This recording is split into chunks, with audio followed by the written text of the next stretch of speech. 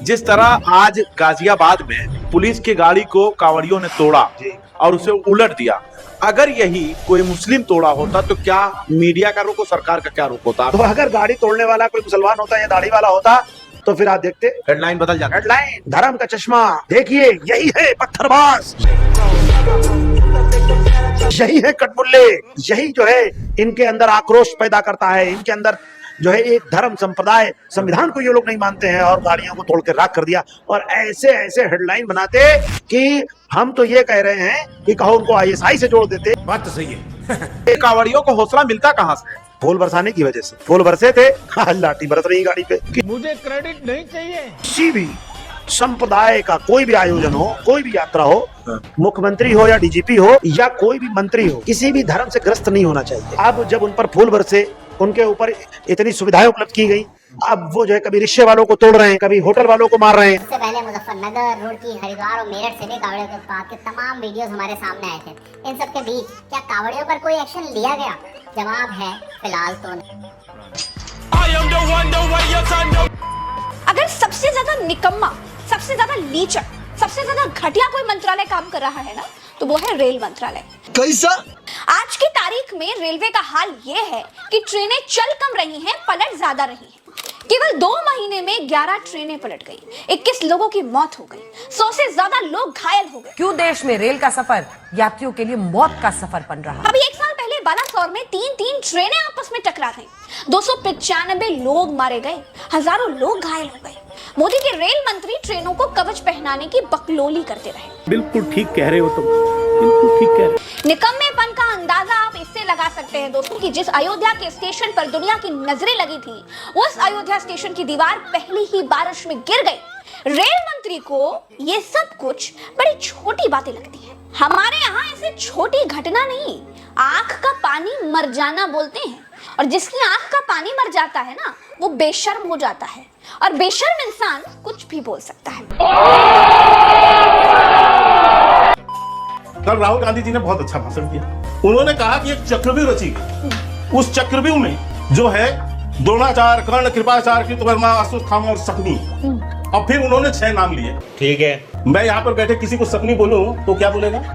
तब तो लगेगा कि गाली दे दिया जी। इसलिए मैं आपको कहता हूँ कि बोलने से पहले सोचना पड़ेगा 10 बार। ये संसद है, सड़क नहीं। अभी बदत है भाई, अभी बदत है। इन्होंने कहा शकुनी नाम गाली है, तो मैं आपको इतना बता दूं के शर्मा, इतिहास या तो पढ़ के आया कीजिए या अपने साथियों का ही पढ़ लिया कीजिए। सम्राट चौधरी आपके उप मुख्यमंत्री हैं, उनके पिताजी का नाम शकुनी चौधरी है।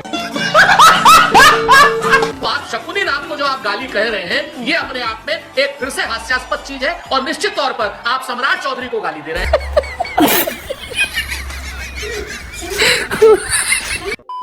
हमें ये प्रयास करना चाहिए कि जो इस सदन का सदस्य नहीं हो उसके बारे में टिप्पणी नहीं करे, सभी लोग इसकी पालन करने का प्रयास करें। ऑनरेबल चेयरमैन सर ने बोला जो इस सदन के सदस्य नहीं है, कोई भी सदस्य उनके खिलाफ कोई टिप्पणी नहीं करेगा। सर मैं आपसे इतना पूछना चाहता हूँ, पश्चिम बंगाल के चीफ मिनिस्टर ममता बनर्जी सदन के सदस्य है? नहीं है, तो उन्होंने क्यों टिप्पणी किया? नहीं, सोचिए मत, ऐसा ही होता है। Increase by 10.7% in 22 with fake 500 rupees note rising to 16 के बाद तो 19 चुनाव हो गए। And now I come to the last letter. Sir, T. माननीय सदस्य, for tragedy. माननीय सदस्य, T for tragedy.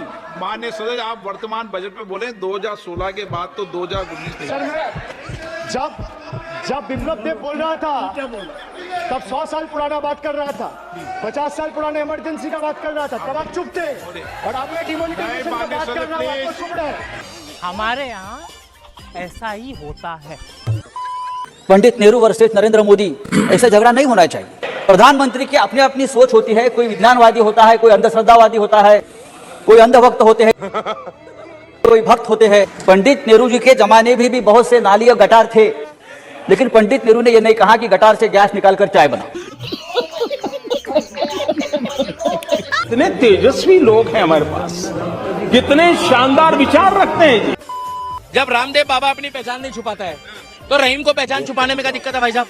अच्छा, वही लाला रामदेव जिसका पूरा नाम है रामकिशन यादव, क्यों नहीं लिखता अपना पूरा नाम सब जगह?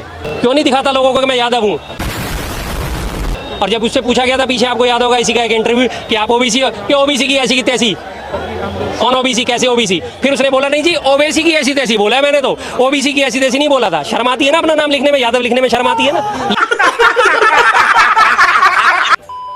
देख रहा है एक अकेला कितनों को भारी पड़ रहा है। चू कित कित में चू धरा 400 में कित कित कित कित कित कित कित कित कित कित कित कित कित कित कित कित कितना हुआ? 240। एक अकेला सब पे भारी, निकल गई है गड़ी सारी।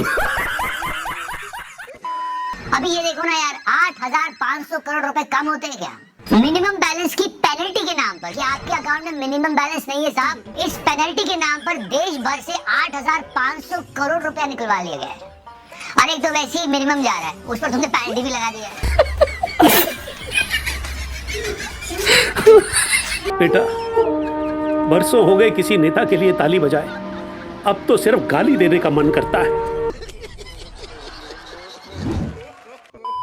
उस जमाने में 6 सिलेंडर सब्सिडी के मिलते थे, चुनाव से पहले इन्होंने 9 किए और मार्केट रेट 1241 था।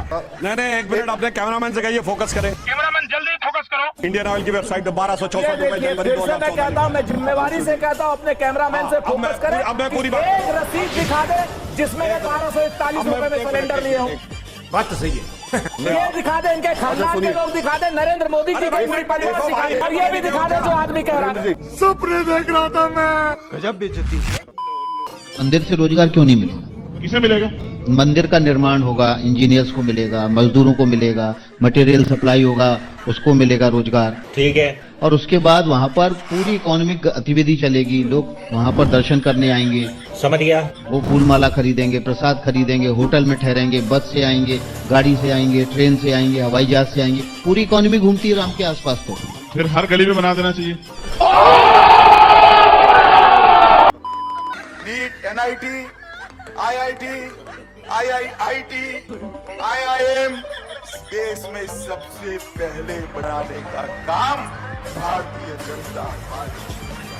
IIMs हम लोगों के पैदा होने के बाद बने। हम लोगों के जन्म तक मैनेजमेंट के लिए अलग डिग्री ही नहीं होती। अभी बता दे भाई, अभी बता दे। सुधांशु जी लच्छेदार बात करके झूठ बोलते। सुधांशु जी विकिपीडिया बताता है आपकी पैदाइश का साल 1970 है। IIM कोलकाता और IIM अहमदाबाद 1961 में बन गया था।